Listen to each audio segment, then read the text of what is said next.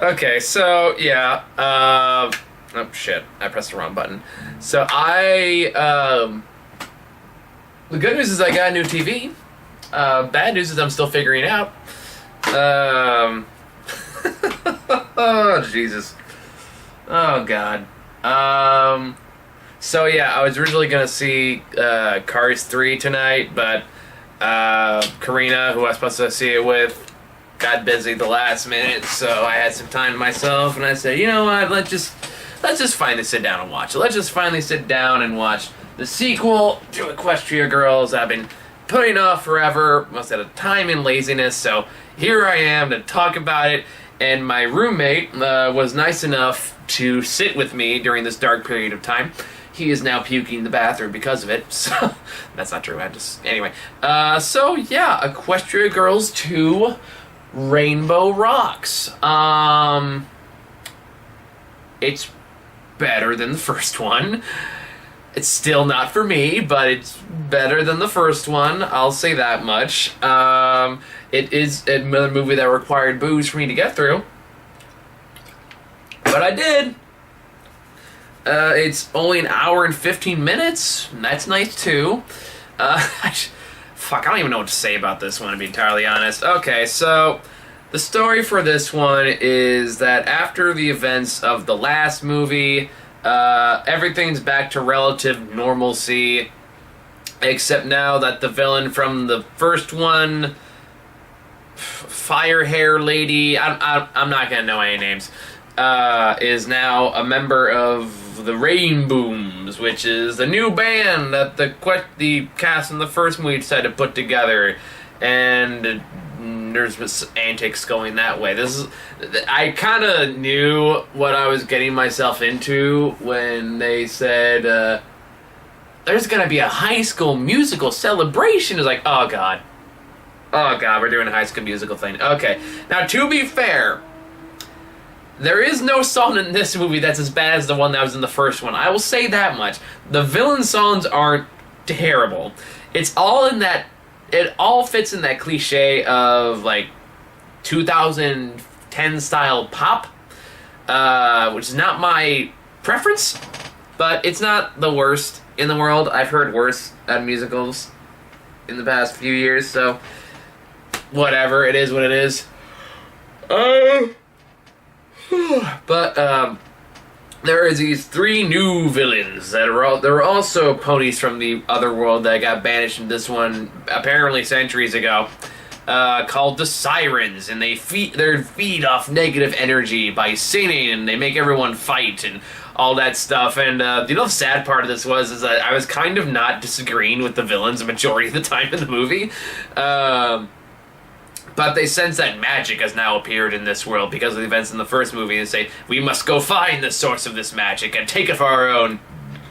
So that's what they do. They go over, they find the source, they find out kind of what's happened in the first movie, and yeah, a couple things right off the bat. One, I'm not quite sure why they're so trusting of the villain from the last movie so suddenly in this movie. This is a cynical side of me talking, I'll fully admit, is like, I'm not against forgiving. Forgiving is a very important thing, but I don't really forget either. Like, they're giving someone a second chance, but you really keep your distance for a while. You don't have to trust them with the keys of the tank, you know? Metaphorically speaking, not there's an actual tank in this movie. That would be way better if there was a tank in this movie. But anyway, second of all, they come in there and they decide, like, ooh, the Sirens, they show up and they go, like, ooh, we're gonna start trouble by creating a battle of the bands, and then we'll feed off the negative energy, and we'll become all-powerful, take over the school. That's not a large exaggeration from what happens. So to do this, they bust into the lunchroom and they start singing the song of, like, we must fight for the truth, we must fight to win the singing competition, which was now a battle of the bands. You will all fight in singing arenas, and then you will compete to see who is the best band in all of the school. Again, not entirely an exaggeration.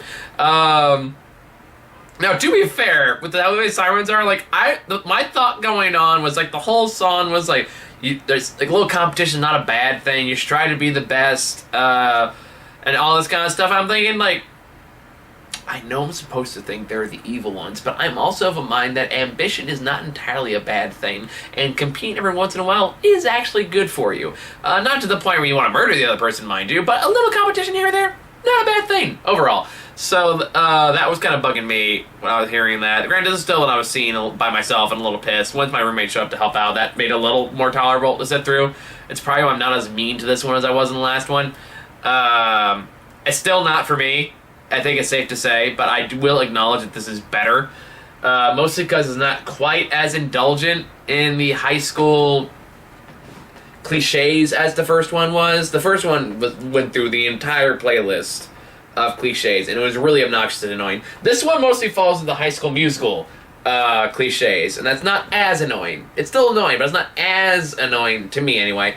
Blue-haired douchebag is back in this one too, and he's just as useless as in the first one. He doesn't even come, like, unless I missed it in the post-credit sequence, which I did not watch, he does not even come back at the end of the movie to apologize for being a jerk. He just becomes a jerk because everyone's under the siren's spell, and that's it. That's like the end of that plot line. Maybe they probably do. They probably do in the scene. I just missed it. But by the time the credits are rolling, I was like, fuck it, I'm not watching a single more second of this. Nope, I'm done.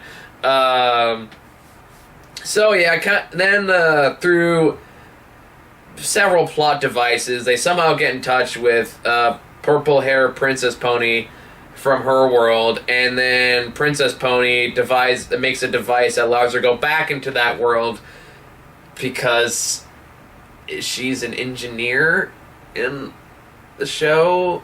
I don't know. It's like there's a lot of jokes and references in here. I feel like I need to know the show to get these, but I don't watch the show, so I don't know who the hell this is. My roommate, again, apparently lived with a couple of bronies not too long ago, so there are a couple points where just characters would show up and just start spouting lines like I'm supposed to get what they're going at. And I leaned over to him and was like, am I supposed to know who it is? And he goes, yeah, it's such and such from the TV show. I was like, oh, okay, well, I'm glad I have you here. This makes a lot more sense now all of a sudden. I would not have known that, not being a My Little Pony fan, so I don't really get why they couldn't at least add some context to that. But whatever, it's a nitpick. So yeah, then they go through this battle of bands. They learn more lessons about friendship. Some which I actually like. To be fair, there are some genuinely good lessons I like here about kind of trying to match people's expectations of you and not always being able to live up to it. It's like, okay, that's actually a good lesson. I like that. I will give credit where credit is due. That is also followed up with a painful to listen to song, and just more whack shenanigans. I mean, I don't really have a whole lot good or bad to say about this movie. It just kind of is for me. It's a movie that I'm not really going to remember much about a week from now, except, I remember the villain songs were okay. That's really the most I'm going to get out of this. And the ending is bonkers. That's the one thing I say. The climax, very much the climax of the first one, is just bonkers and fucking out there. Where it is full on fucking Scott Pilgrim, guitar waves, boom, there's some... I actually come to think, this and Scott Pilgrim have a lot in common. Mostly in the scene in Scott Pilgrim where there's a little battle of bands when you have the Asian twins that come out and they summon the twin dragon things, and then the Scott Pilgrim summons a giant yeti and then they fight. Honestly, that's kind of what the climax of this movie is. It follows that same formula, except this time it's three weird, sea pony things versus a giant fuck-off Pegasus. There was this term for it, unicorn Pegasus thing, I forget what it's called. And then they duke it out from it, song, and then the sirens go away with no repercussions, no police, no nothing, and everyone lives happily ever after, yada yada yada, happy ending. Again, I don't have a whole lot to say about this one, more than I've already said, other than if you like the first one, you like the second one. If you're not a fan of this stuff, this isn't going to change your mind. I think this is basically preaching to the audience, the preaching to the crowd, the choir. So, if this is kind of your kind of thing to begin with, you'll like it fine. I don't know if this is one that's usually considered good by fans or non-fans or whatever. It's nothing I'm gonna seek out again, but it wasn't the worst thing in the world. I'm not like angry about it. I'm not in a great mood either, but I'm not like, oh, this piece of shit. I mean, it's bad, but at least to me, it's bad. But it's not like worst I've ever seen bad. So I was much more miserable during the first one. I'll say that. So yeah, I know you guys are probably expecting a bigger reaction out of me than that, but at least I'll concede it had a few good moments in there that I was okay with. So yeah, that's it for this episode, I think. So I'm trying so hard to catch up on everything, guys, and I'm so sorry I've been falling so behind lately. It's just whenever it's the same fucking thing every time. It's like I'll set up a schedule to go see something, and I'll be getting ready to go, and then I'll get a text message at the last minute saying, "Oh, sorry, this came up, I can't go."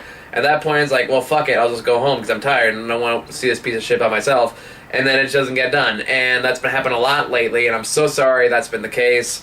I'm trying. So whenever that happens, I'm gonna try to go watch one of the movies on my list.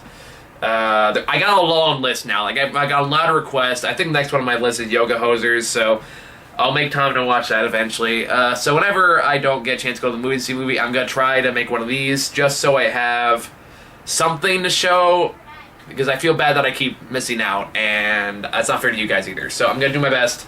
In the meantime, thank you guys so much for watching.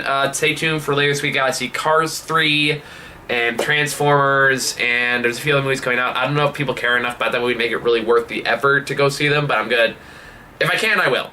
If it doesn't happen, though, and you really want to see my reaction to it, you can request it on this show. So if you have any videos you want me to check out, you can send me an email at michaelthecomicnerd@gmail.com, or comment below, or send me a message on YouTube. I check all of it pretty frequently. So, yeah, those are your options. Anything you want me to go see for this show, you know what to do. So thank you guys for watching. See you all later.